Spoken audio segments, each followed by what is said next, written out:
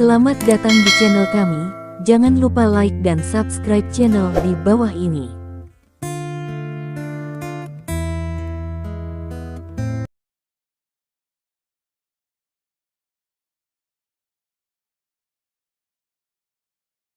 Bab 1471. Saudara muda, film Zona Khusus ke-9 benar-benar menjadi hit. Hanya butuh 5 hari untuk menembus box office, dan box office telah melampaui 2 miliar. Ini gila. Lee Fei-fan duduk di samping Stephen Lin, menonton berita di telepon berkata dengan heran. 2 miliar dalam 5 hari. Menakutkan sekali. Stephen Lin bertanya dengan heran, tetapi dia tidak terlalu memperhatikan box office dari film tempat dia berinvestasi. Ya, itu menakutkan. Dia telah menjadi film tercepat dalam sejarah yang menembus 1 miliar dan yang tercepat menembus 2 miliar, dan momentumnya tidak melambat sama sekali. Para ahli memperkirakan bahwa box office The Nin Special Zone akan menembus 3 kali minggu ini. 1 miliar, kata Lee Fei-fan. Brengsek, 3 miliar. Stephen Lin tidak bisa menahan diri untuk tidak berseru. 3 miliar box office seharusnya bernilai sekitar 1 miliar bagi perusahaan film dan televisinya, dan modal terdaftar perusahaannya hanya 100 juta. Kecepatan menghasilkan uang lebih cepat daripada seluruh grup Lin. Meskipun grup Lin pasti menghasilkan lebih dari 1 miliar seminggu, itu di bawah volume grup Lin yang hampir 2 triliun. Dari modal perusahaan sebesar 100 juta yuan, menghasilkan 1 miliar yuan dalam seminggu sudah cukup untuk dicatat dalam catatan sejarah. Namun, bisnis semacam ini tidak buka selama setengah tahun, dan butuh waktu setengah tahun untuk membukanya. Sebelum minggu ini, perusahaan telah merugi lebih dari setengah tahun. Memikirkannya seperti ini, Stephen Lin merasa itu bisa diterima. Yang ini bernama Ye San. Dia sangat cantik. Tidak heran Stephen Lin akan berinvestasi dalam film untuknya. Dengan wajah dan sosoknya, dia tidak bisa membuat pria terpesona sampai mati. Stephen Lin benar-benar diberkati. Lee Fei-fan memandang melihat foto Ye San di telepon, dia tidak bisa menahan nafas. Kamu mengira dia adalah wanita Stephen Lin, jadi Stephen Lin memilihnya. Stephen Lin bertanya, kalau tidak, mungkinkah Stephen Lin hanya menunjukkan kebaikan? Kata Lee Fei-fan. Siapa yang tahu? Stephen Lin mengangkat bahu, lalu berkata, saudaraku, aku selalu ingin memberitahumu sesuatu. Petik 2. Ada apa? Lee Fei-fan bertanya sambil meletakkan teleponnya. Ini tentang kakak perempuan dan tuan dan istri kita, kata Stephen Lin. Bagaimana dengan mereka? Apa yang ingin kamu katakan? Lee Fei-fan bertanya dengan cemberut. Kurasa itu bukan hal yang sama untuk membuat mereka dalam kebuntuan seperti itu. Sebagai murid, kita harus memikirkan cara untuk guru dan keluarganya untuk melihat apakah kita dapat membiarkan kakak perempuan senior kembali untuk berdamai dengan mereka. Stephen Lin berkata, tidak mudah, selama sekolah seni bela diri kita punya uang, kakak perempuan senior akan kembali dengan sendirinya, kata Lee Fei-fan. Sangat sederhana. Stephen Lin bertanya dengan heran. Tentu saja, bukankah kakak senior pergi karena kita tidak punya uang di sini? Izinkan saya memberitahu Anda, kakak senior, dia sudah terbiasa dengan dunia flamboyan saat ini. Jika Anda ingin dia kembali, itu hanya seni bela diri kita. Sekolah. Dia akan kembali hanya jika dia mampu untuk mendukungnya, kalau tidak dia tidak akan pernah kembali, kata Lee Fei-fan dengan serius. Tidak bisakah dia mengubah dirinya sendiri? Stephen Lin bertanya. Aku dulu dengan bodohnya berpikir bahwa dia bisa mengubahku, tetapi ternyata aku hampir menjual celana dalamku padanya. Kakak senior sudah stereotip, dan tidak ada cara untuk mengubahnya, Lee Fei-fan menggelengkan kepalanya. Oh, Stephen Lin berpikir, jangan mencoba mengubahnya, itu seperti membujuk Nona untuk pergi ke darat, itu hanya membuang-buang waktu dan memanjakan diri sendiri, kata Lee Fei-fan. Ya, Stephen Lin mengangguk, dan berkata, jadi, kakak senior adalah wanita muda di matamu. Petik 2. Aku tidak mengatakan itu. Wajah Li Feifan berubah, dan dia berkata, Xiao Linzi, kamu tidak bisa sumpah. Hanya bercanda, ngomong-ngomong, aku membuatmu takut, kakak, bagaimana kabarmu dan kakak ipar? Tanya Stephen Lin. Kami baik-baik saja, biarkan aku memberitahumu, kami berciuman tadi malam, haha. Li Feifan berkata dengan bangga. Oh, apakah kamu memakai kondom? Stephen Lin bertanya. Mengapa kamu memakai kondom untuk berciuman? Li Feifan bertanya dengan curiga. Kamu tidak tahu itu. Berciuman juga hamil. Stephen Lin berkata dengan heran. Hei, meskipun aku tidak terlalu pintar, aku tidak sebodoh itu. Kakak, kamu tidak bisa seperti ini. Kamu selalu mengira aku terbelakang mental, kata Li Feifan tidak puas. Jadi kamu tahu kamu tidak akan hamil dengan berciuman, jadi membosankan, saudaraku, aku akan berlatih. Stephen Lin berdiri dan berjalan ke ruang latihan. Kakak Wenwen. Hei, Li Feifan bergumam pada dirinya sendiri dan menggelengkan kepalanya. Di ruang latihan, Stephen Lin berkeringat deras. Dia sudah lama tidak melakukan latihan sederhana seperti itu, dan intensitas latihan ini secara alami tidak cukup baginya, tetapi latihan berulang juga dapat membawa beberapa manfaat bagi tubuh. Setelah sekian lama, Stephen Lin menghentikan gerakannya, lalu berbalik dan berjalan keluar dari ruang latihan, dan pergi ke aula untuk minum air. Di aula, Su Bing sedang membaca buklet, begitu asyik membacanya sehingga Stephen Lin bahkan tidak menyadarinya ketika dia mendatanginya. Stephen Lin melirik buklet itu dan menemukan bahwa itu adalah album foto dengan banyak foto, kebanyakan foto seorang gadis kecil. Melihat gadis kecil itu, Stephen Lin tahu itu adalah Su Wenwen. Seolah mendengar gerakan di belakangnya, Su Bing dengan cepat menutup album foto di tangannya, lalu menoleh untuk melihat ke belakang. Bab 1472. Xiao Ye, kenapa kamu di sini, dan tidak ada gerakan, kata Su Bing. Baru saja selesai berlatih, keluarlah untuk minum air, kata Stephen Lin. Oh, kamu pekerja keras. Itu bagus. Hanya pekerja keras yang akan memiliki prestasi di masa depan, kata Su Bing sambil tersenyum.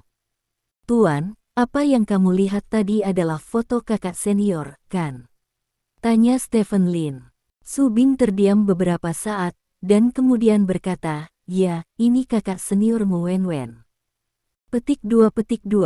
Aku mendengar dari kakak senior bahwa kakak senior memiliki beberapa konflik dengan keluarga kita, jadi apakah kamu tinggal di luar sendirian sekarang? Stephen Lin tanya jalan. Dia memiliki mulut yang besar. Jangan terlalu banyak bertanya tentang hal-hal ini, cukup latih seni bela diri dengan baik, kata Su Bing. Karena ayahmu merindukannya, mengapa tidak meneleponnya kembali? Tidak ada kebencian dalam semalam antara ayah dan anak, kata Stephen Lin. Berhenti bicara. Su Bing menggelengkan kepalanya, berdiri dengan album foto dan berjalan langsung keluar dari aula. Itu cukup keras kepala, seru Stephen Lin. Tuanmu tidak keras kepala. Suara Su Qing datang dari samping. Stephen Lin berbalik, membungkuk sedikit dan memanggil, Tuan. Petik 2. Tuanmu selalu mencintai Wenwen, tetapi dia tidak bisa mengungkapkannya. Su Qing berkata dengan sedih saat dia berjalan ke Stephen Lin. Tidak bisa mengungkapkannya. Stephen Lin mengerutkan kening dan bertanya, apakah tuannya lebih tertutup? Su Qing menggelengkan kepalanya dan berkata, kakak perempuanmu selalu ingin menjadi pahlawan wanita, tetapi Wulin bukanlah seperti yang dia pikirkan. Sederhana, tuanmu tidak ingin dia menderita, apalagi membahayakannya, jadi dia tidak diizinkan belajar seni bela diri sejak dia masih kecil, dan memaksanya untuk mengikuti ujian pegawai negeri dan lembaga publik. Tidak pantas, jadi ayah dan anak keluhannya semakin dalam, sehingga jika Anda ingin menebusnya nanti, Anda tidak dapat menebusnya. Karena ada hubungan darah, saya tidak pikir ada sesuatu yang tidak bisa ditebus, kata Stephen Lin. Kamu tidak mengerti. Su King menggelengkan kepalanya, dan berkata, awalnya, tuanmu menolak untuk bergabung dengan orang lain, jadi dia menyinggung orang-orang di aula banteng yang sedang berjalan. Periode waktu ini adalah yang paling waktu yang tidak stabil di seluruh batas air, dan kebetulan juga saat Wen-Wen adalah yang paling memberontak. Tuanmu hanya menemukan alasan untuk bertengkar hebat dengan Wen-Wen, dan bahkan menamparkan wajahnya, menjatuhkannya dari penjara dipaksa pergi ke sisimu, sehingga kakak perempuanmu tidak akan dirugikan oleh orang-orang di aula banteng yang sedang berjalan. Jika tidak, apakah kamu benar-benar berpikir bahwa tuanmu akan membiarkan kakak perempuanmu keluar dan mengabaikannya? Melindungi Wen-Wen, sayang sekali dia tidak akan memberitahu Wen-Wen kata-kata ini, dan dia tidak akan membiarkan saya memberitahu Wen-Wen, katanya. Mungkin membiarkan Wen-Wen menghabiskan hidupnya di luar seperti ini lebih baik daripada tinggal di gym seni bela diri. Petik 2. Jadi, begitulah. Stephen Lin tiba-tiba menyadari, dia selalu bertanya-tanya mengapa Su Bing membiarkan Su Wen-Wen pergi keluar, ternyata dia melindungi Su Wen-Wen dengan cara ini. Jika Su Wen-Wen pernah berada di aula seni bela diri, maka belum tentu dia benar-benar akan menjadi incaran Li Chen dan lainnya. Yezi kecil, ikut aku, kata Su King. Stephen Lin mengangguk, dan meninggalkan aula bersama Su King, dan datang ke kamar Su King. Su King mengeluarkan tas dari laci di kamar. Kakak seniormu tinggal di apartemen baik siang di Jalan Siasa.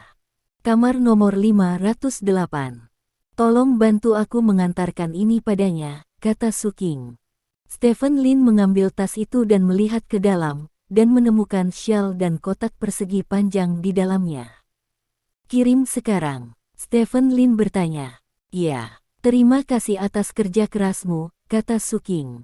Oke, aku akan pergi ke sana sekarang, kata Stephen Lin, berbalik dan berjalan keluar. Melihat punggung Stephen Lin, Su King menghela nafas. Siasarot, lantai bawah apartemen baik siang. Stephen Lin turun dari taksi dan melihat sekeliling. Letaknya di barat laut kota Sanfo. Ada banyak perusahaan di sekitarnya, sehingga banyak orang yang tinggal di sini adalah pekerja kerah putih yang pergi bekerja. Banyak pekerja kerah putih keluar masuk gedung apartemen. Itu bisa terlihat bahwa ada lebih banyak orang yang tinggal di gedung apartemen ini. Stephen Lin datang ke pintu kamar 508 sesuai dengan informasi yang diberikan oleh Su King. Ada banyak suara berisik dari dalam pintu, dan sepertinya ada banyak orang. Stephen Lin menepuk pintu, dan pintu terbuka setelah beberapa saat. Seorang gadis berambut merah berdiri di belakang pintu. Dia melirik Stephen Lin dan bertanya, siapa yang kamu cari? Aku mencari Su Wen-Wen. Kita pernah bertemu sebelumnya. Apakah kamu lupa? Tanya Stephen Lin. Apakah kamu sudah melihatnya? Ah, aku ingat, film. Mata gadis berambut merah itu berbinar, lalu dia berbalik dan berteriak, Wen-Wen, kaimu. Kakakmu yang cantik ada di sini. Siapa? Di mana aku berasal dari mana? Kakak. Suara Su Wen-Wen datang dari ruangan. Itu dia yang pergi ke bioskop bersama kita, kata gadis berambut merah. Kenapa dia ada di sini? Biarkan dia masuk, kata Su Wen-Wen. Masuk. Wanita berambut merah itu berkata, berbalik dan berjalan kembali ke kamar. Stephen Lin masuk bersamanya. Begitu dia memasuki ruangan, Stephen Lin mencium bau asap yang kuat, dan berjalan masuk. Ruang tamu berasap muncul di depannya. Bab 1473. Ruang tamunya tidak besar, seperti belasan bungalow, ada sofa panjang di samping dan meja di tengah, ada beberapa orang duduk mengelilingi meja, baik pria maupun wanita. Dengan rokok di mulut dan kartu di tangan, orang-orang ini berteriak dan terengah-engah. Su Wen-Wen sedang duduk di antara orang-orang ini, tubuh bagian atasnya hanya mengenakan suspender untuk membungkus dadanya, dan tubuh bagian bawahnya adalah celana olahraga, seluruh perutnya terbuka. Karena saya berlatih seni bela diri ketika saya masih kecil, perutnya cukup rata, tetapi ada tato bunga di atasnya, yang mempengaruhi penampilan secara keseluruhan. Tentu saja, Stephen Lin tidak membeda-bedakan tato, tetapi tato Su Wenwen tampaknya disebabkan oleh tingkat seniman tato yang terbatas, jadi baik warna maupun bentuk keseluruhannya tidak bagus, jadi melihatnya tidak membuat Stephen Lin pikir itu terlihat bagus. Ada beberapa wanita di bagian lain ruang tamu, ada yang melihat ponselnya, dan ada yang merias wajah di depan cermin rias. Pakaian usang dibuang secara acak ke atas sofa, dan tempat sampah di lantai dan di sudut juga penuh dengan kotak makan siang. Stephen Lin bahkan melihat beberapa set tas kemasan. "Hei, Xiaoye, datang dan duduk di sebelahku, dan tingkatkan keberuntunganku," teriak Su Wenwen kepada Stephen Lin. Stephen Lin memutar tasnya dan berjalan mendekat, dan duduk di sebelah Su Wenwen. "Bagaimana kamu tahu aku tinggal di sini?" Su Wenwen bertanya. "Tuan." Seperti yang dikatakan Stephen Lin, Su Wenwen menamparkan kartu di tangannya di atas meja. "Niuba, haha," teriak Su Wenwen dengan gembira. "Maaf, saya Niu Jiu." Seorang pria berambut kuning yang duduk di seberang Su Wenwen menyeringai dan perlahan meletakkan kartu di tangannya di atas meja. "Brengsek, Niuba dimakan oleh Niu Jiumu, dan Niu Jiu dimakan oleh Niu Niumu. Aku benar-benar beruntung hari ini," kata Su Wenwen dengan marah. "Jangan marah, ayolah, terus berjuang, kamu selalu bisa berbalik." Huang Mao tertawa. "Bagikan kartunya." Su Wenwen melemparkan kartu ke depan meja di tengah meja, lalu menatap Stephen Lin dan berkata, "Apa yang ingin kamu katakan tadi?" "Guru memintaku untuk membawakanmu sesuatu." Stephen Lin berkata, "Ibuku memintamu untuk memberiku sesuatu. Sepertinya dia masih sangat menyukaimu. Dulu, dia selalu meminta Li Feifan untuk memberikannya kepadaku." "Tunjukkan padaku apa yang kamu miliki," kata Su Wenwen. "Lihat sendiri." Stephen Lin menyerahkan tas itu kepada Su Wenwen. Su Wenwen mengambil tasnya dan mengeluarkan syalnya terlebih dahulu. "Istriku menenun ini untukmu," kata Stephen Lin. Begitu Stephen Lin selesai berbicara, Su Wenwen dengan santai melemparkan syal ke sofa di sampingnya, lalu mengeluarkan kotak di dalamnya dan membukanya. Di dalam kotak itu ada setumpuk uang kertas.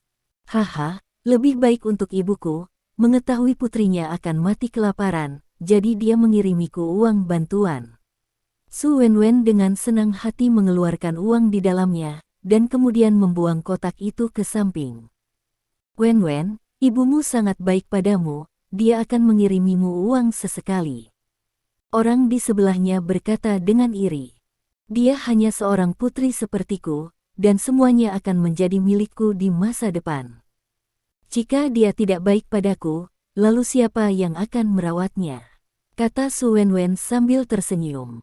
Stephen Lin sedikit mengernyit, bangkit dan berjalan ke sofa, mengambil selendang yang dilemparkan oleh Su Wenwen, berjalan ke arah Su Wenwen dan berkata, "Kakak, ini syal yang sudah lama dirajut oleh istriku."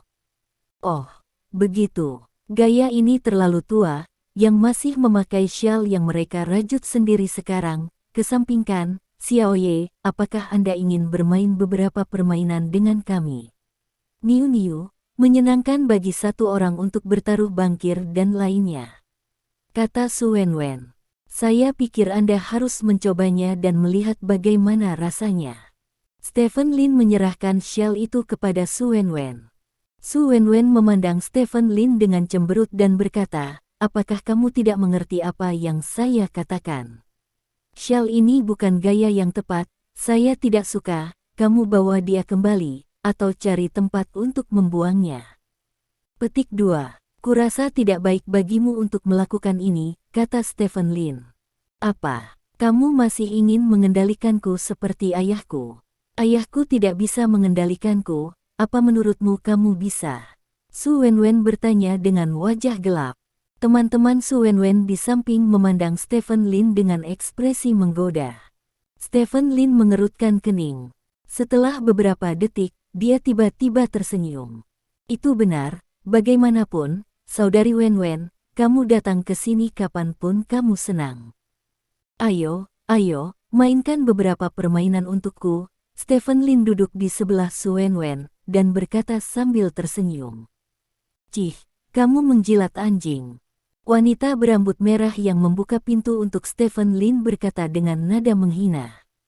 "Itu bagus." Su Wenwen mengulurkan tangannya dan mencubit wajah Stephen Lin dengan puas, lalu berkata kepada Huang Mao, "Beri dia kartu juga." "Oke, izinkan saya memberitahu Anda peraturannya. Jika beberapa orang ambillah pada saat yang sama, siapa yang memiliki kartu tertinggi akan menjadi bankir, tidak masalah." Tanya Huang Mao. "Tidak masalah." Stephen Lin mengangguk. "Kita mulai dengan 50 yuan, 510 baik-baik saja, dan batasnya 200, hanya untuk sedikit hiburan," lanjut Huang Mao. "Apakah kita membayar tunai atau?" Stephen Lin bertanya. "Yang terbaik adalah membayar tunai. Kami punya uang tunai. Jika Anda ingin mengirimi kami WeChat, kami akan memberikannya kepada Anda," kata Huang Mao. "Kalau begitu beri aku 1.000, dan bersenang-senanglah." Stephen Lin berkata sambil tersenyum. "Transfer uang." Huang Mao mengeluarkan kode QR dari ponselnya. Stephen Lin mentransfer 1.000 yuan, dan Huang Mao memberi Stephen Lin 1.000 yuan tunai. Dengan uang tunai $1.000 di tangan, Stephen Lin berkata dengan senyum tidak berbahaya di wajahnya, "Hari ini, saya akan memainkan semua uang, kehilangan $1.000, dan Anda tidak akan kehilangan terlalu banyak. Jangan berpikir tentang kalah sebelum Anda mulai bermain. Titik. Inisial, Anda harus berpikir tentang memenangkan 18.000 kembali, itu benar," kata Huang Mao. "Aku hanya akan ikut bersenang-senang untuk semua orang, dan jangan meminta terlalu banyak," kata Stephen Lin. "Ayo mulai, Huang tua, jangan berlama-lama," kata Su Wenwen, mengambil sebatang rokok dari meja dan memasukkannya ke mulutnya, dengan satu kaki terangkat, tampak penuh dengan bajingan. Huang Mao tersenyum dan mulai membagikan kartu satu persatu. Bab 1474. Stephen Lin melirik tangan Huang Mao. Tangan Huang Mao lebih besar dari tangan orang biasa ketika dia membagikan kartu. Sekilas, tidak ada yang aneh, tetapi di bawah mata Stephen Lin, tidak ada gerakan kecil yang bisa disembunyikan. Trik canggung. Stephen Lin mencibir di dalam hatinya. "Ini kami datang, beli dan pergi," kata Huang Mao. Murid Stephen Lin menyusut sedikit, dan kemudian dia berkata, 50. Petik 2. "Xiaoye, kamu benar-benar pengecut. Aku akan membayar 200, dan aku juga akan mengisi milik Xiaoye," kata Su Wenwen dengan berani. "Apa artinya mengisi?" Stephen Lin bertanya. "Sebuah keluarga dapat bertaruh hingga 200. Jika Anda bertaruh 50 yuan dan orang lain membuatnya, itu akan menjadi 150 untuk keluarga Anda. Jika Anda membuat 200 untuk Anda juga akan menghasilkan uang jika Anda menang." "Dia," kata Huang Mao. "Kamu bermain sangat bagus. Bukankah ini berarti kamu bertaruh 305? Jika kamu mengambil banteng, itu akan menjadi ribuan dolar." Stephen Lin bertanya dengan heran. "Saya telah kehilangan begitu banyak, bagaimana saya bisa mendapatkan kembali uang saya jika saya tidak berjuang keras?" "Buka kartu dan buka kartunya." Su Wenwen membuka kartunya sambil berbicara. 6 poin, tidak terlalu besar dan tidak terlalu kecil. Stephen Lin juga membuka kartunya sendiri, jam 8, yang dianggap sebagai poin tertinggi. "Oke, kami berdua telah melewati batas. Kami telah memakan sebagian dari tangan ini." "Huang Mao, dealer menarik," kata Su Wenwen. "Siapa yang makan siapa yang bisa memutuskan," kata Huang Mao, membuka kartunya sedikit demi sedikit, dan akhirnya mengambil Niu Jiu, dan langsung memakan Stephen Lin dan Su Wenwen. "Brengsek, seperti ini lagi. Huang Mao, kamu beracun hari ini, kamu telah memenangkan lebih dari 10.000 yuan, kan?" Su Wenwen berkata dengan bersemangat. "Semoga beruntung, semoga beruntung. Aku bukan satu-satunya yang melakukan dealer ini. Siapapun yang mengambil banteng akan melakukan hal yang salah. Beri uang, kata Huang Mao sambil meletakkan kartu-kartu itu dan mulai mengocoknya. Nasib, kata Su Wenwen, mengambil 1005 sen dari uang yang diberikan Su Qinggang kepadanya dan melemparkannya ke Huang Mao, sedangkan Stephen Lin memberikan 150 karena Niu Jiu bisa melipat gandakannya. Karena tidak ada yang mengambil hubungan Niu, Huang Mao tetap menjadi pengedar. Bolehkah saya memotong kartunya? Stephen Lin berkata setelah Huang Mao selesai mengocok kartu. Tentu saja. Huang Mao mengangguk, lalu Stephen Lin memotong kartu Huang Mao, dan Huang Mao terus membagikan kartunya. Yang ini, 200 untukku, kata Stephen Lin. Haha, tadi aku berbicara tentang permainan xiao-xiao, tapi sekarang amarahku sudah naik, aku suka keberanian, aku menyukainya. Kata Huang Mao. Su Wenwen melirik Stephen Lin, tidak mengatakan apa-apa, dan menempatkan 200 di tempatnya. Setelah itu, Huang Mao membuka kartunya. Su Wenwen mendapat 8 poin, untungnya Huang Mao hanya mendapat 7 poin. Cantik, kata Su Wenwen bersemangat. Saya Niu, kan? Stephen Lin bertanya sambil meletakkan kartunya di atas meja. Niu. Su Wenwen tertegun sejenak, lalu melirik kartu Stephen Lin dan menemukan bahwa itu benar-benar Niu. Lumayan. Luar biasa memotong kartu. Tanganmu bagus. Sayang sekali, aku berencana untuk mengisimu, tetapi kamu akhirnya mengisinya sendiri. Kata Su Wenwen menyesal. Saya sangat beruntung, apakah itu berarti saya berada di Manor? Stephen Lin menggaruk kepalanya dan berkata dengan senyum konyol. Kamu duduk di dealer, kamu sangat beruntung, kamu membunuhku untuk 800 yuan. Dan aku memenangkanmu 200 yuan sebelumnya.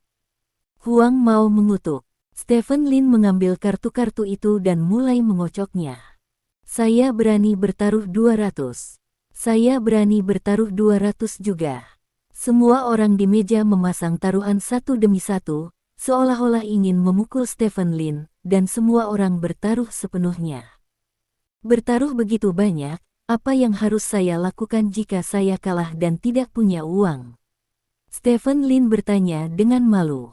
Tidak apa-apa, cukup transfer uang melalui WeChat, kami tahu kamu punya uang, kata Huang Mao sambil tersenyum. Jadi apa kartu terbesar untuk kita? Stephen Lin bertanya.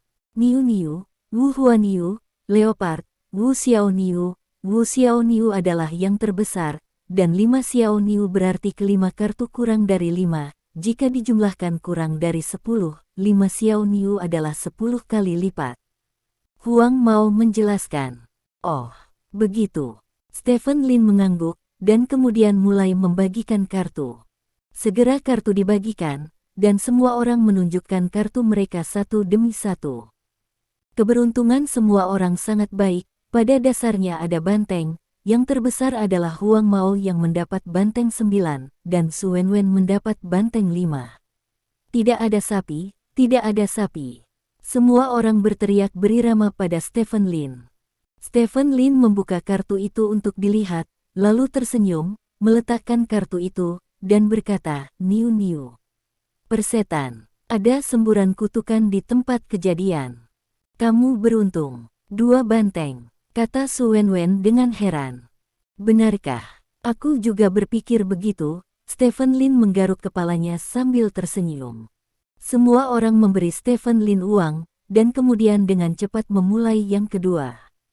Stephen Lin tidak memiliki banteng di yang kedua, tetapi dia memenangkan seekor banteng, tetapi kehilangan seekor banteng, masih panen besar. Lalu yang ketiga dan keempat, Stephen Lin selalu makan lebih banyak dan menemani lebih sedikit.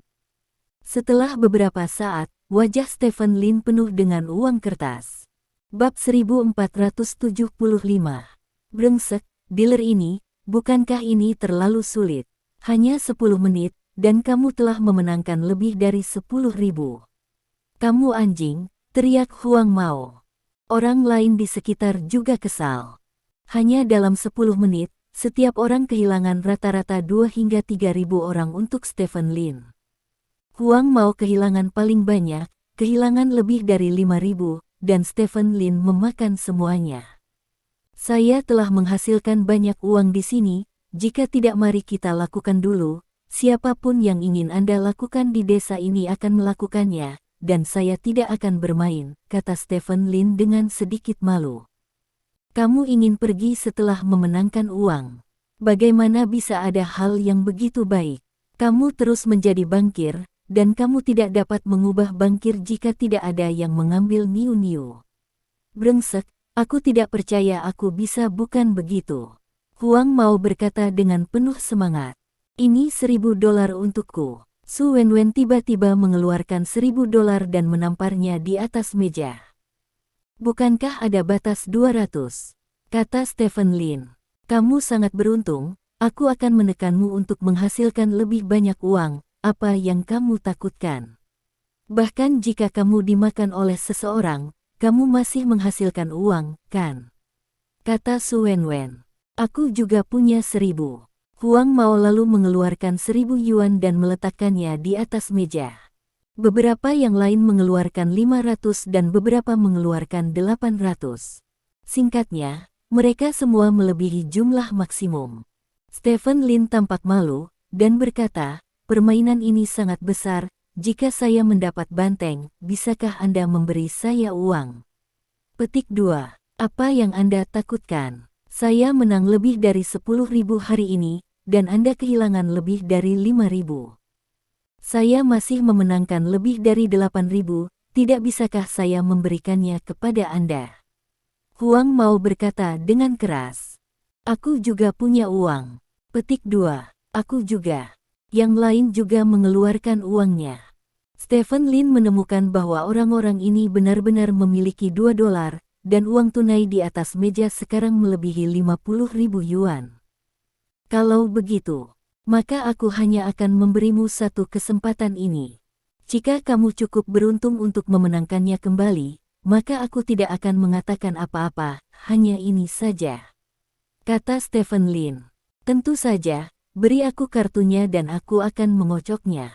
Kata Huang Mao. Stephen Lin mengangguk dan menyerahkan kartu itu ke pihak lain. Huang Mao dengan cepat mengocok kartu-kartu itu, lalu menyerahkan kartu-kartu itu kepada Stephen Lin. Stephen Lin juga tidak memotong kartunya, dan membagikan 5 kartu kepada semua orang. Semua orang mengambil kartu mereka dan menyipitkan mata dengan gugup. Ini kepalanya, ini kepalanya. Kosong, kosong. Petik 2. 3 sisi bersamaan, langit cerah. Petik 2 titik. Sial, ini benar-benar 3 sisi, aku luar biasa. Su Wenwen menamparkan kartu di atas meja dengan penuh semangat. Haha, aku juga hebat. Miu Niu dan Xiao Wang. Haha. Huang Mao juga dengan bersemangat menamparkan kartu di atas meja. Aku 9 besar, tidak apa-apa. Aku 8 bagus, bagus, aku pasti akan memberikannya. Yang lain juga menunjukkan kartu mereka satu demi satu. Poin semua orang sangat tinggi, dan yang terkecil mencapai 7 poin. Yang ini, biarkan kamu memuntahkannya. Huang Mao menatap Stephen Lin dan berkata dengan kejam. Ini. Stephen Lin melihat kartu di tangannya, menunjukkan ekspresi gugup. Cepat tunjukkan kartumu, cepat, jangan buat kami menunggu. Desak Huang Mao. Stephen Lin meletakkan 3 kartu di tangannya di atas meja. 3 kartu ini adalah A, 2, dan 3. Setelah itu, Stephen Lin meletakkan kartu keempat di atas kartu kelima di atas meja. Kartu keempat adalah kartu as. Keempat kartu yang terungkap semuanya kurang dari 5, dan totalnya tidak melebihi 10. Kartumu rusak, tidak ada gunanya kamu memainkan apapun, kecuali kamu 5 Maverick, tapi lihat kartu di atas meja, 2 adalah Su Wenwen, Chen Feier adalah Chen Feier, Lao Guo adalah 1, dan 3 juga 3. Satu-satunya kartu yang tersisa adalah kartu as yang bisa kamu dapatkan. Aku tidak percaya kamu bisa mendapatkan kartu as itu. Kartu tertinggimu adalah 5 poin, kamu akan hancur, Xiao Ye.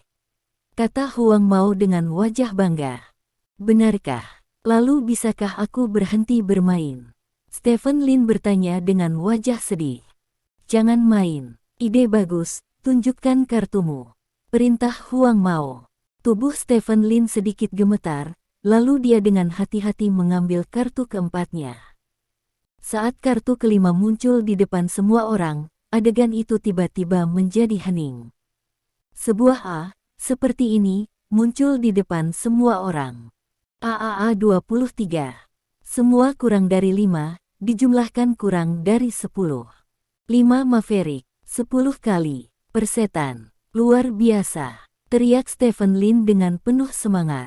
Su Wenwen dan yang lainnya saling memandang. Keringat membasahi punggung mereka dalam sekejap. Mereka tidak pernah menyangka Stephen Lin bisa mendapatkan 5 Mavericks. Setiap pria tampan dan wanita cantik, 10 kali, beri aku uang, kata Stephen Lin. Bab 1476. Apa-apaan, aku tidak mau bermain lagi. Huang Mao mendorong kartu-kartu itu ke atas meja, mengambil uangnya, bangkit dan berjalan keluar. Yang lain mengikuti, mengambil uang mereka sendiri, berdiri dan berjalan keluar, tanpa niat memberikan uang kepada Stephen Lin. Apa yang kamu lakukan? Aku bersedia bertaruh dan mengaku kalah. Ren Xiaoye mengambil 5 Maverick, 10 kali. Kamu harus memberikannya kepada orang lain. Ketika aku kalah darimu sebelumnya, aku tidak kehilangan 1 poin pun darimu. Su Wenwen berteriak dengan cepat. Wenwen, orang ini sangat jahat, Wu Xiaoniu tidak mudah didapat, aku tidak percaya dia beruntung, nak, aku curiga kamu curang, aku tidak akan memberimu uang, kata Huang Mao. Aku juga meragukannya. Seseorang segera menggema. Brengsek, Huang Mao, kamu mengocok kartu ini, dan semua orang menontonnya saat dibagikan. Bagaimana kamu curang? Mungkinkah Xiaoye masih semacam penjudi? Su Wenwen berkata dengan bersemangat. Su Wenwen, mengapa kamu begitu bersemangat, bertindak seolah-olah kamu tidak kehilangan uang? Ah, begitu, Xiaoye ini datang karena kamu, dan kartunya juga dari kamu, jadi pasti kalian berdua bekerja sama untuk membuat perangkap kita. Bukankah begitu? Huang Mao menunjuk ke arah Su Wenwen dan berkata, aku sudah lama bermain poker denganmu, dan aku kehilangan puluhan ribu dolar untukmu. Kapan aku memulai permainan? Xiaoye ini baru bergabung dengan Swiss Huiliu beberapa hari yang lalu, kalau tidak aku bahkan tidak akan mengenalnya. Huang Mao, jika kamu tidak mampu membeli uang, kamu tidak mampu membelinya, berhentilah menggigit orang, sial. Su Wenwen mengutuk, apa yang ingin kamu tegur lagi? Huang Mao berkata sambil mengeluarkan belati dari sakunya. Kakak Huang Mao, jangan impulsif, ini hanya untuk bersenang-senang, aku tidak mau uang, kamu pergi, kata Stephen Lin cepat. Sudah terlambat untuk mengatakannya sekarang, keluarkan semua uangmu, serta uang Su Wenwen, kata Huang Mao. Huang Mao, kamu terlalu berlebihan, kita sudah bermain begitu lama, dan kamu benar-benar merampok uangku. Su Wenwen memandang Huang Mao dengan tidak percaya. Siapa yang sudah lama mempermainkanmu, dan aku belum pernah melihatmu membiarkanku bercinta, cepat dan dapatkan uangnya, atau aku akan menidurimu di sini, sial. Huang Mao mengutuk, kakak Huang, uangnya ada di sini, ambil, jangan sakiti kami. Stephen Lin meletakkan semua uang di atas meja. Dan kamu, Huang Mao berkata kepada Su Wenwen. Su Wenwen menggertakkan giginya, mengeluarkan uang itu dan meletakkannya di atas meja. Huang Mao, aku akan memberitahu Lao Liu tentang masalah ini, dan aku pasti akan mendapatkan tempat ini kembali. Kata Su Wenwen dengan wajah gelap. Liu tua, dia harus mempercayaimu, kamu tidak tahu, di mata Liu tua, kamu benar-benar jalang, kamu terbiasa melampiaskan amarahnya, kamu benar-benar menganggap dirimu serius. Uang di atas meja ke dalam tasnya, lalu meninggalkan rumah Su Wenwen bersama yang lain. Setelah Huang Mao pergi bersama yang lain, Su Wenwen mengertakkan gigi dan berjalan ke balkon dengan ponselnya. Stephen Lin melirik ke meja yang berantakan, menggelengkan kepalanya, lalu membersihkan barang-barang di atas meja. Selama periode itu, suara Su Wenwen berdebat dengan seseorang datang dari balkon, dan akhirnya Su Wenwen menangis langsung di balkon. Stephen Lin datang ke balkon, memandang Su Wenwen yang sedang berjongkok di tanah sambil menangis, dan bertanya, "Ada apa? Bukankah kamu pernah menganggap mereka sebagai teman dan pacar terbaikmu?" Stephen Lin berkata sambil bersandar ke dinding. "Bagaimana aku tahu mereka anjing seperti itu? Mereka sangat senang ketika mereka memenangkan uangku, tapi sekarang mereka kehilangan sejumlah uang, tidak apa-apa untuk merampokmu, dan jika mereka merampokku, aku hanya akan mendapatkan uang kecil itu." "Uang? Ya," Su Wenwen mengutuk. "Kamu tidak ikut menulisnya untuk membantuku," kata Stephen Lin dengan canggung. "Tentu saja aku akan membantumu. Tidak, masalah ini tidak bisa dibiarkan begitu saja. Liu Tua tidak bisa diandalkan. Jika aku pergi ke Broteryong lagi, akan selalu ada seseorang yang bisa membantuku." Su Wenwen dikatakan. "Mengapa kamu harus membantumu?" Stephen Lin bertanya. "Mereka semua mengatakan ingin melindungiku," kata Su Wenwen. "Jadi, apakah menurutmu mereka akan melindungimu?" Stephen Lin bertanya. "Kalau tidak, tidak mungkin semua orang menjadi bajingan seperti Liu Tua, kan? Kamu tunggu aku di sini, dan aku akan keluar sebentar," kata Su Wenwen, berdiri dari tanah dan berjalan keluar rumah. "Pakai mantel," teriak Stephen Lin. Su Wenwen menutup telinga, berjalan keluar ruangan dan menghilang di depan Stephen Lin. Stephen Lin menghela nafas, menggelengkan kepalanya, lalu melihat ke sekeliling ruangan. Ruangan itu berantakan seperti biasa, dan ada banyak puntung rokok di lantai. Stephen Lin pergi ke tempat sampah, mengambil sapu, dan mulai membersihkan kamar. Sekitar 1 jam kemudian, Su Wenwen kembali ke rumahnya. Matanya agak merah, dan ada cetakan telapak tangan yang terlihat jelas di wajahnya. Ketika Su Wenwen masuk ke kamar, dia tertegun. Ruangan yang awalnya seperti kandang saat ini menjadi sangat bersih dan rapi. Bau asap di ruangan itu hilang, tergantikan oleh aroma melati yang samar. "Kamu kembali, Saudari Wenwen, ada apa dengan wajahmu?" Stephen Lin berdiri dari sofa dan bertanya dengan curiga. "Bukan apa-apa." Su Wenwen menggelengkan kepalanya, menunjuk ke sekeliling dan berkata, "Kamu membersihkan ini?" "Ya, toh tidak apa-apa untuk diam." Stephen Lin berkata sambil tersenyum. Kamu benar-benar tidak terlihat seperti laki-laki," kata Su Wenwen, mengeluarkan setumpuk uang kertas dari tasnya dan melemparkannya ke atas meja. "Ada 20.000 yuan di sini. Meskipun tidak cukup, itu adalah uang paling banyak yang bisa saya dapatkan. Saya minta maaf untuk masalah hari ini," kata Su Wenwen. Tidak apa-apa, Nona Wenwen, Anda tidak terlihat," kata Stephen Lin cepat. Su Wenwen menggelengkan kepalanya, berjalan ke arah Stephen Lin dan menatap Stephen Lin. "Ada apa?" Stephen Lin bertanya dengan curiga. Su Wenwen tidak berbicara, hanya berjongkok, lalu mengulurkan tangan untuk menarik celana Stephen Lin. Bab 1477.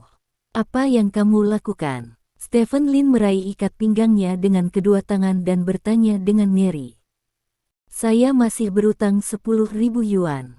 Saya tidak tahu kapan saya bisa membayar uang ini, jadi saya hanya bisa membayarnya kembali. Saya biasa pergi ke bar dengan saudara perempuan saya, dan saya minum dengan seseorang seharga 2.000 yuan. Lainnya memberi saya 5.000 yuan. Saya tidak setuju untuk pergi bersamanya, jadi saya tidak akan menipu Anda. Hitung Anda 5.000 kali, sekali hari ini, dan datanglah kepada saya lain kali Anda membutuhkannya," kata Su Wenwen sambil melanggar perintah Stephen Lin. Tanpa diduga tangan Stephen Lin masih digenggam erat, dan dia tidak bisa melepaskannya sama sekali. "Apakah kamu sangat gila?" Stephen Lin mendorong Su Wenwen pergi, dan berkata dengan ekspresi aneh, "Apa perbedaan antara kamu dan ayam yang kamu jual? Marah jika kamu mengatakan itu." Su Wenwen berkata dengan marah. "Kalau begitu katakan padaku, apa yang kamu lakukan berbeda dengan menjualnya," kata Stephen Lin. "Saya memilih orang. Saya tidak menginginkan semua orang. Yang saya jual adalah komoditas. Saya akan melayani siapapun yang membayar. Saya berbeda, Su Wenwen menggelengkan kepalanya. Intinya, apa bedanya? Keduanya menukar daging dengan uang, kata Stephen Lin. Ada perbedaan, kita sama, dan kamu tidak bisa memaksaku jika aku tidak setuju. Kata Su Wenwen. Sirkuit otakmu benar-benar sedikit berbeda dari yang lain. Stephen Lin mengerutkan kening dan berkata, menatap Su Wenwen. Cepat, coba selesaikan dalam 10 menit. Desak Su Wenwen.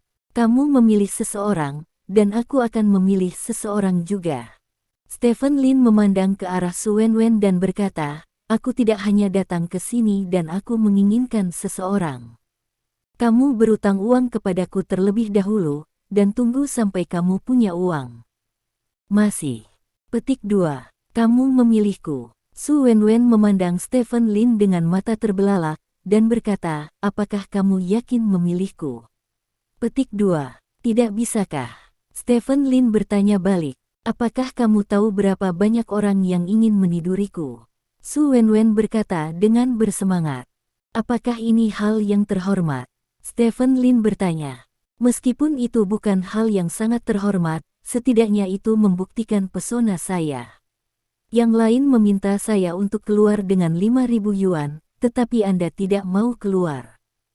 Anda bahkan tidak ingin saya mengirimkannya ke pintu Anda. Kamu benar-benar orang aneh, izinkan saya memberitahu Anda, saya tidak dapat menjamin kapan saya akan memiliki 10.000 yuan, dan saya mungkin tidak membayarnya dalam hidup saya, dan 10.000 yuan Anda akan sia-sia saat itu. Kata Su Wenwen. Bukankah mudah bagimu untuk menemukan kelas serius dengan 10.000 yuan?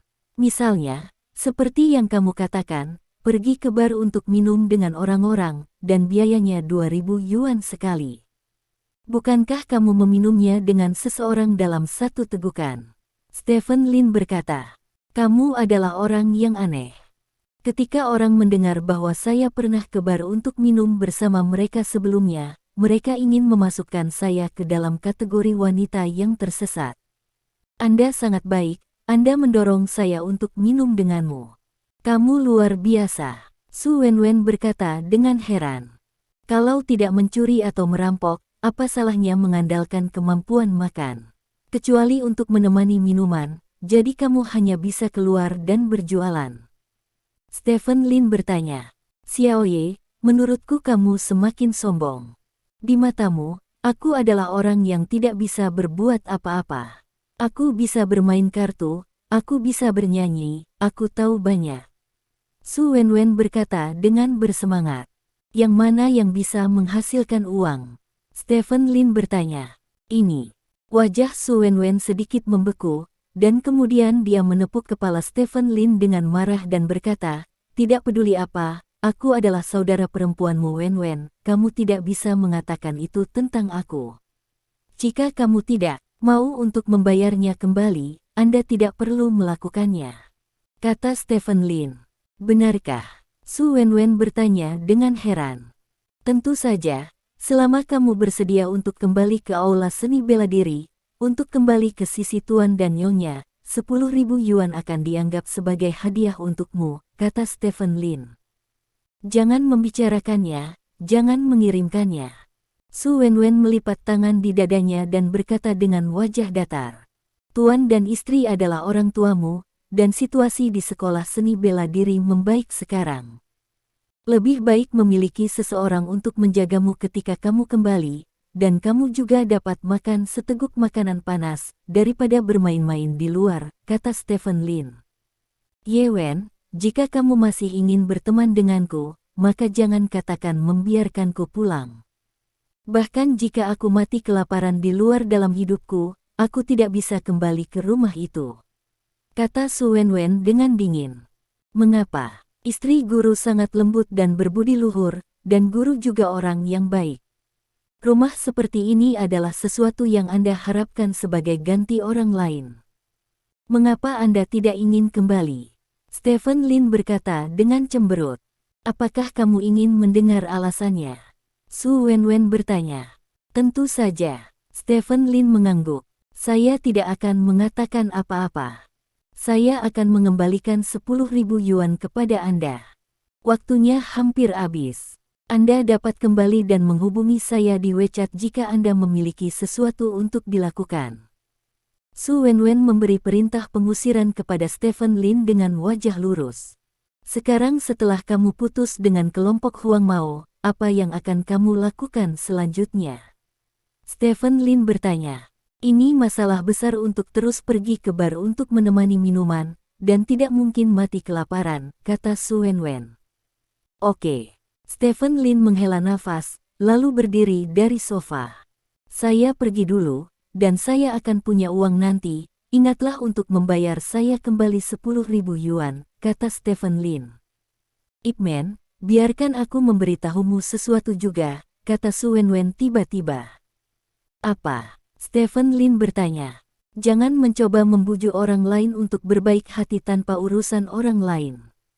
Kamu tidak tahu hidupku, dan kamu belum mengalami apa yang aku alami, jadi jangan melihat urusanku dari sudut pandangmu, terima kasih. Kata Su Wenwen.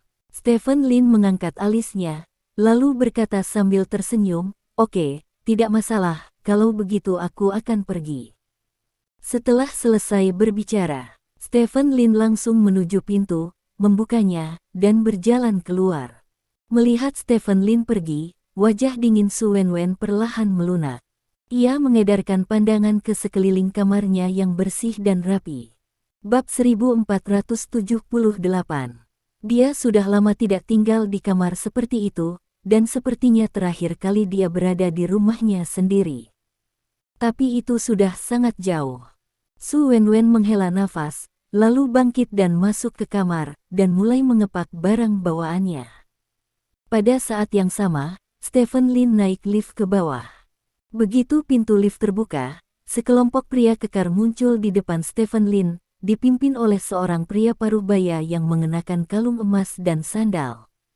Pria ini memiliki kepala gundul, dan ada bekas luka yang jelas di matanya. Dia terlihat seperti orang yang sosial. Kakak Yong, Jalang itu tinggal di kamar 508 di sini. Seorang pria di sebelah pria dengan bekas luka itu berkata dengan suara rendah. Ya, pria yang terluka itu mengangguk. Hei, cepat keluar, apa yang kamu lakukan berdiri di sana? Seorang pria kuat berteriak kepada Stephen Lin yang berdiri di lift. Oh, oke. Stephen Lin mengangguk, lalu berjalan keluar dari lift.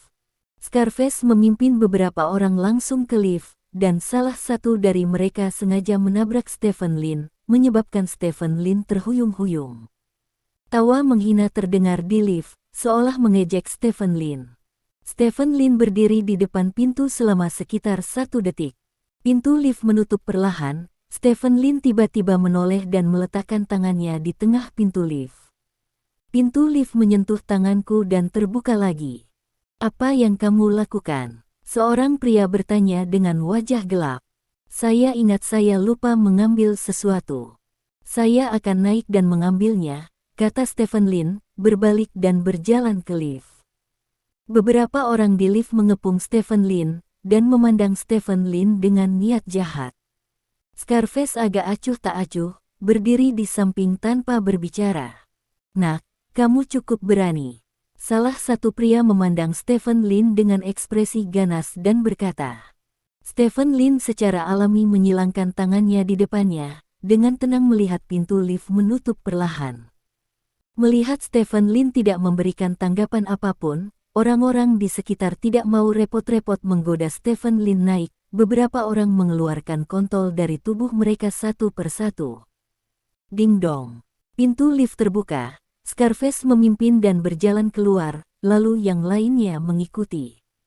Setelah semua orang keluar dari lift, Stephen Lin berjalan perlahan. Sekelompok orang yang berjalan di depan tidak menyadari ada ekor tambahan di belakang mereka, dan mereka langsung berjalan ke pintu kamar 508. Scarface mengangkat tangannya dan menepuk pintu. Di dalam pintu, Su Wenwen yang sedang mengemasi barang bawaannya mendengar ketukan di pintu. Huff, aku tahu kamu akan menyesalinya. Su Wenwen tersenyum bangga, lalu berjalan keluar dari kamarnya menuju pintu, dan membukanya. Begitu pintu terbuka, Scarface menendang pintu, dan rekan yang menendang pintu juga menendang Su Wenwen. Ledakan. Tubuh Su Wenwen membentur sofa di belakangnya dan menjerit. Scarface memimpin sekelompok orang ke dalam ruangan. "Yong, kakak Yong." Su Wenwen menatap wajah bekas luka itu dan berteriak ngeri. Wajah bekas luka bernama Bro Tae-ryong berjalan ke ruang tamu dengan dingin, berdiri di depan Su Wenwen dan menatapnya. "Su Wenwen, kamu benar-benar menjadi lebih baik dan lebih baik, kamu berani mengambil uangku," kata saudara Yong, menatap Su Wenwen dengan niat membunuh. "Kakak Yong, apa yang kamu bicarakan? Beraninya aku mengambil uangmu," kata Su Wenwen dengan senyum di wajahnya. "Tidak berani." Wajah Bro Tae-ryong tenggelam, dia membungkuk dan meraih kerah Su Wenwen dan mengangkatnya. Terlihat bahwa Bro Tae-ryong masih sangat kuat, berat 100 kati Su Wenwen diangkat tinggi olehnya hanya dengan satu tangan. "Kakak Yong, jangan lakukan ini, biarkan aku pergi dulu," kata Su Wenwen dengan semangat. "Saya memiliki 20.000 yuan di laci meja saya. Setelah Anda datang kepada saya, uangnya hilang. Anda tidak mencuri uangnya. Mungkinkah Anda melarikan diri sendiri?"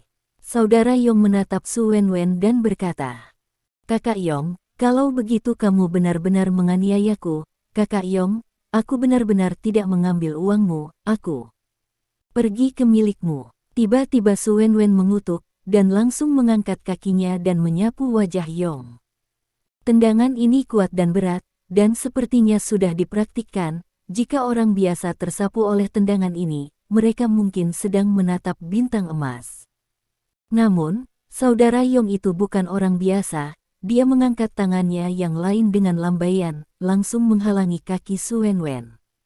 "Aku telah berjalan di sungai dan danau selama bertahun-tahun, bahkan jika aku, Saudara Yong tiba-tiba menjerit, dan kaki Su Wenwen di bawahnya menendang selangkangannya di beberapa titik.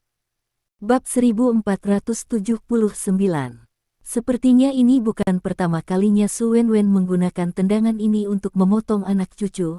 Sangat mantap dan kejam, kakak Yong kehilangan kekuatan bertarungnya saat menendangnya, dan langsung melepaskan tangannya untuk menutupi selangkangannya. Mengikuti kesempatan ini, Su Wenwen bergegas menuju pintu. Kecepatannya sangat cepat, tetapi ada 5 atau 6 adik laki-laki dari Bro Tae-ryong berdiri di antara posisinya dan pintu. Jelas orang-orang ini tidak akan membiarkannya kabur dengan mudah. Beberapa orang berdiri di depan Su Wenwen, dan Su Wenwen mengepalkan tinjunya dan meledak ke arah orang di depannya. Pria itu mengangkat tangannya untuk memblokir, tetapi dia masih tidak bisa memblokir pukulan Su Wenwen, dan langsung dipukul mundur. Su Wenwen memanfaatkan kesempatan itu untuk menyapu kakinya lagi, dan menghanyutkan orang itu. Terlihat dari pukulan dan satu kaki ini bahwa Su Wenwen masih memiliki banyak keterampilan seni bela diri, tetapi di hadapan 5 atau 6 orang kuat, keterampilan seni bela dirinya masih belum cukup, dan dia melawan balik satu persatu. Yang lain setelah 2 orang, Su Wenwen didekati oleh orang ketiga. Begitu orang ini mendekat, dia langsung memukul punggung Su Wenwen dengan batang besi, menyebabkan Su Wenwen terhuyung-huyung, lalu melemparkan tongkat itu ke wajah Su Wenwen, tampaknya bertujuan untuk mematahkan wajah Su Wenwen. Su Wenwen menghindari tongkat dengan pinggang kucing, dan berbalik dan meninju perut lawan lagi. Begitu pukulan ini keluar, batang besi lain mengenai punggung Su Wenwen. Su Wenwen berteriak, mengabaikan rasa sakit di punggungnya, dan bergegas menuju pintu dengan kecepatan lebih cepat. Melihat Su Wenwen hendak bergegas keluar dari rumahnya, pada saat ini, terdengar suara menerobos udara di belakang Su Wenwen. Su Wenwen menoleh ke belakang, dan melihat belati terbang dari belakangnya. Kecepatan belati ini sangat cepat sehingga Su Wenwen tidak bisa melakukan gerakan menghindar. Sudah berakhir. Saat 2 kata ini muncul di benak Su Wenwen, saat berikutnya, sesosok tubuh tiba-tiba berdiri di depannya. Su Wenwen melihat sosok ini dengan ngeri. Punggung ini sangat aneh dan familiar. Beberapa menit yang lalu, sosok ini muncul di depannya. Agak terlalu banyak bagi begitu banyak tetua untuk melawan satu. Stephen Lin berkata dengan acuh tak acuh, memegang belati dengan satu tangan. Ini kamu. Saudara Yong mengerutkan kening dan memandang Stephen Lin. Dia masih ingat pria yang baru saja naik lift bersamanya, tetapi yang tidak dia duga adalah bahwa pria ini akan muncul untuk menyelamatkan Su Wenwen. Kamu Wen, berhenti berpura-pura, lari. Su Wenwen mengulurkan tangan dan meraih tangan Stephen Lin, menyeret Stephen Lin dan berlari keluar. Stephen Lin tidak menyangka Su Wenwen tidak akan memberinya kesempatan untuk berpura-pura agresif, tetapi setelah dipikir-pikir, jika dia berpura-pura agresif di sini dan menjatuhkan semua orang, akan agak merepotkan untuk dijelaskan nanti, jadi dia hanya mengikuti Su Wenwen berlari keluar. Sambil berlari, Stephen Lin juga meraih sebuah pintu, yang menghalangi orang-orang yang mengejar mereka. Dengan keras, beberapa orang membanting pintu dan membanting pintu hingga tertutup. Ikuti aku, Saudara Yong meraung dari belakang. Su Wenwen tidak berani menoleh ke belakang, dan memimpin Stephen Lin langsung ke tangga di sebelahnya, lalu dengan cepat berlari ke bawah. Dalam sekejap mata, keduanya sudah tiba di lantai bawah. Apakah kamu punya mobil? Su Wenwen bertanya. Saya naik taksi, kata Stephen Lin. Sial, lari ke sini bersamaku, kata Su Wenwen, memegang tangan Stephen Lin dan berlari ke samping. 10 detik kemudian, Saudara Yong membawa orang-orang ke bawah. Dia berdiri di bawah dan melihat sekeliling, tidak ada tanda-tanda Su Wenwen di sekitar. Beritahu saya, seluruh kota Buddha akan mencari Su Wenwen. Siapapun yang menangkapnya akan diberi hadiah 50.000 yuan, kata Saudara Yong dengan wajah gelap. Ya, di sisi lain, Stephen Lin dan Su Wenwen berlari keluar dari pintu keluar kompleks lainnya. Sepeda motor. Su Wenwen mengangkat tangannya dan memanggil sebuah sepeda motor, dan langsung duduk di atasnya. Duduk di belakangku. Su Wenwen menepuk kursi di belakangnya. Stephen Lin ragu sejenak dan duduk. Selanjutnya, pengendara sepeda motor tersebut menggiring keduanya keluar dari gerbang komunitas. Kemana kita akan pergi? Stephen Lin bertanya. Pergi ke rumah teman sekelasku untuk menghindarinya, kata Su Wenwen.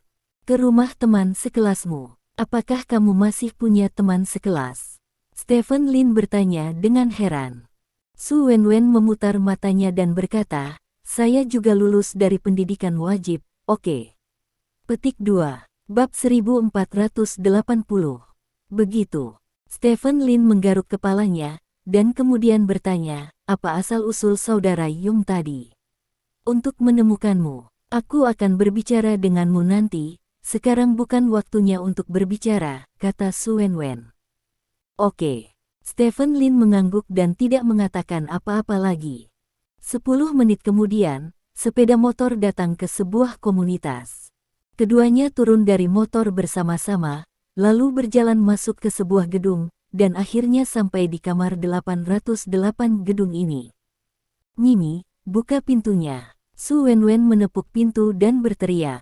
Setelah beberapa saat, pintu terbuka, dan seorang gadis yang sangat cantik muncul di balik pintu tersebut. Gadis ini terlihat seperti berusia awal 20-an, dengan wajah yang sangat murni yang membuat Anda merasa seperti melihat cinta pertama Anda, tetapi yang sangat tidak konsisten dengan wajah ini adalah sosoknya yang luar biasa menggairahkan. Stephen Lin melirik dan memikirkan kata pegunungan dan pegunungan. Ada apa Wenwen? Gadis bernama Mimi itu bertanya dengan curiga. Datanglah untuk tinggal di sini selama 2 hari. Izinkan saya memperkenalkan Anda. Ini Ip Man, teman saya, Xiao Ye, dan ini teman baik saya Yang Mi. Su Wenwen masuk ke kamar sambil berbicara. Halo. Yang Mi mengangguk ke Stephen Lin, dan berkata, masuk. Petik 2. Ya. Stephen Lin masuk ke dalam rumah tanpa berkata apa-apa. Ruangan itu bersih dan rapi, tanpa bau aneh, itu adalah 2 ekstrim dengan kamar Su Wenwen. Apa yang ingin kamu minum? Kopi. Yang Mi berjalan ke lemari es dan bertanya. Jangan minum apapun, Mimi, apakah kamu punya obat traumatis di rumah? Tanya Su Wenwen. Obat terobosan. Tidak, ada apa denganmu? Yang Mi bertanya dengan curiga. Aku terluka, apalagi yang bisa kulakukan? Su Wenwen melepas bajunya sambil berbicara. Su Wenwen hanya mengenakan atasan, dan saat atasan dilepas, hanya pakaian dalam yang tersisa di tubuhnya.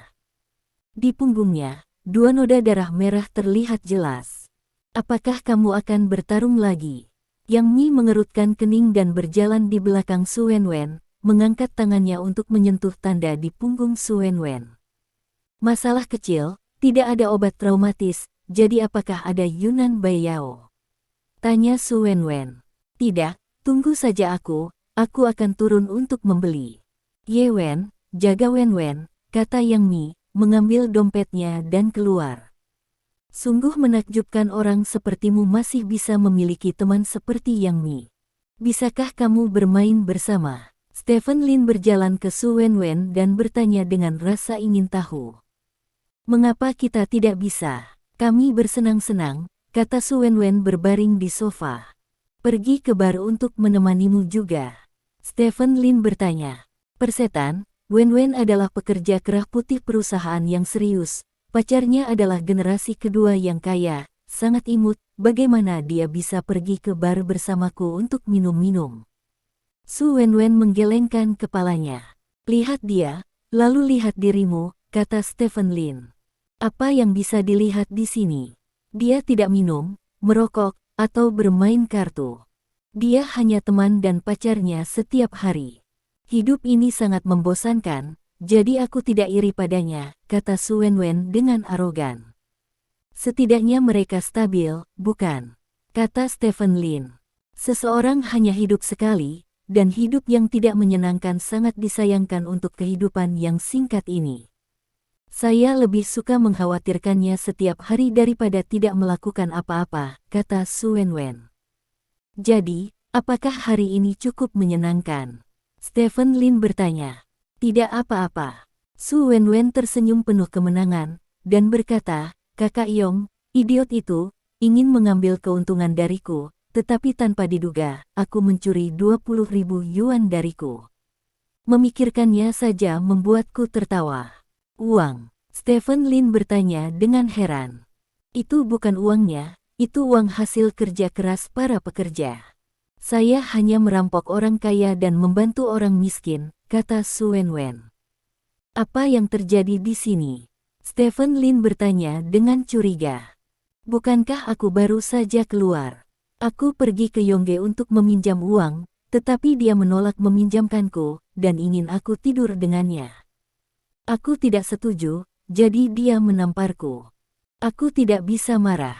Jadi ketika dia pergi ke toilet, dia mengambil 20.000 yuan yang dia taruh di laci. Uang ini adalah bunga riba yang baru saja dikumpulkan oleh saudara Yong.